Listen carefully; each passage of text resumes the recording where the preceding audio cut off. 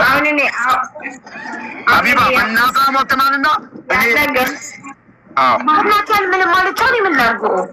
አለቀ በቃ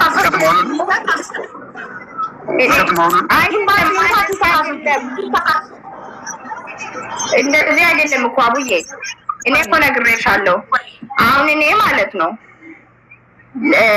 ማስረጃ በእናቷ ቃል ማለት ስሜን ለማጥፋት ያስደረሰን ነገር ምንድን ነው? ሰው ነው ማለት ነው። ስለዛ ሰውየው ሰው አይደለም፣ አንተ ያደረገው ነገር ነው። ሰው አይደለም፣ አንተ ያደረገው ሀቢባ ሸኝን እንግዲህ ኒውት አድርገሻል። ባንዴ አዎ እዛ ሲፈልጉ መከራተያ ሲፈልጉ እንትን ይላሉ። ችግር የለውም። እሺ እሷ እኮ ያለችው የፈለኩትን ካረገልኝ በኋላ ሀቁን አውጣለታለሁ። ለምሳሌ ኢቃማ ያሰራል። ወላሂ ስሚኝ ለምን ገመድ ገብቶ መንገድ ላይ ያስቆጡት በመኪና ማለት ነው። ሀቅ ካልወጣልኝ የማደርገው ነገር የለም። እሺ በቃ ሀቢባ አንድ ነገር ጠይቅሽ፣ አንቺ ማለት ነው ሀቢባ ጋር 1 ሚሊዮን ብር ለሀቢባ ሰጥቻታለሁ። ሀቢባ ኳታር ነካላችሁ ደግሞ እዚህ ላለች ጓደኛዋ ስጥ ብላኝ ሰጥቻለሁ ብል ዝም ብዬ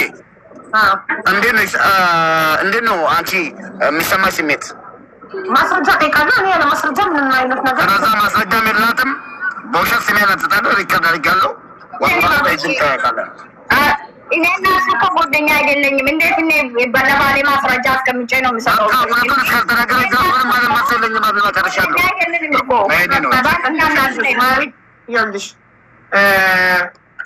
ፍርድ ቤት መክሰስ አልችልም ካልሽ ኒካ ወረቀት እንትን የለኝም ካል አይችልም። እኔ አላውቅም፣ ስለ ምስልምና ሃይማኖትም አላውቅም። እኔ ከየት መጣሽ ነው ታዲያ? ቪዲዮ ሰጥተሽ እና ተካሰሱ ኤምባሲ ሂጂና ክሰሽ። እሷ ከኤምባሲ ተከታተኝ። እኔ ተከታተላለሁ። ቀራማ ውስጥ ነው አለት እኮ እኔ ቀራማ ውስጥ ነው ገባ። ኤምባሲ እኮ ኢትዮጵያ ማለት ነው ማሬ። ኤምባሲ ስለገባ ነው ያገባው። አውቃለሁ፣ ግን እኔ አሁን የምፈልገው ማለት ነው አይዴ ካሰራ በኋላ ችግር የለውም። በህግም እንሄዳለን፣ በእንትንም እንሄዳለን። ግን አሁን የምፈልገው በአሁን ሰዓት ማለት ነው አይዴ ብቻ ነው የምፈልገው። ገባሽ? አይሉን መሰረለት ሀቁን ስትናገር ነው። በእናቷ ምላ ሀቁን ስትናገር ነው አለ።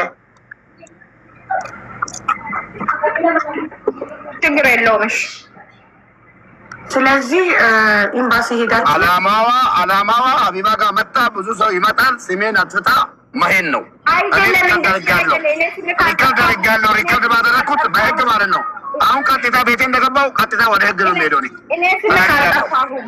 እናቴ ትሞት ሰጥቻለሁ። ካካ ነው የምፈልገው። እናቴ ትሞት ሰጥቻለሁ። ግን አይዴ እንድሰራ እንድጨርስልኝ ነው የምፈልገው።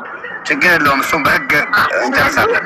ሂዱና በቃ ሂዱና ተካሰሱ። ህግ በሚያጠራ መንገድ እኛ ምንም አይነት ማስረጃ ያለ ማስረጃ ምንም አይነት አመሰግናለሁ። እንደዚህ አይባል። እኔ እኮ መፍትሄ ፈልጌ ነው መጣሁት። እዚያንም መፍትሄ አላገኘሁም እኮ እኔ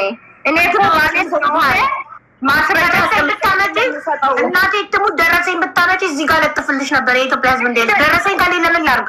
አይደለም ባልና ሚስት ነን እኮ ቅድም እኮ ነግሬሻለሁ። አሁን አንቺ ከባልሽ የሆነ ነገር ባልና ሚስት አይዲ ለማሰራት ብር አይሰጣትም። ታዲያ ለባሌ እንዴት ነው አይዲ እንዲያሰራልኝ ብር የምከፍለው ለባሌ?